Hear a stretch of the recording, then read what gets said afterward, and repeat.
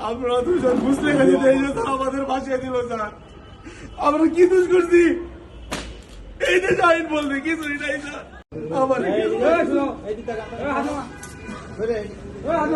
এই ভাই লাল ভাই একটু মাথাটা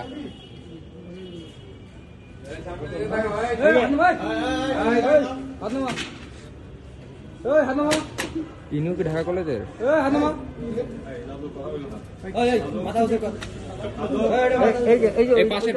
পাশের লাল খুলতেইব হ্যাঁ ঠিক আছে এবার ঠিক আছে স্যার আমরা দুজন মুসলিম গেছি এই যে স্যার আমাদের বাঁচিয়ে দিল স্যার। আমরা কি দোষ করছি? এই যে আইন বলতে কিছুই নাই স্যার।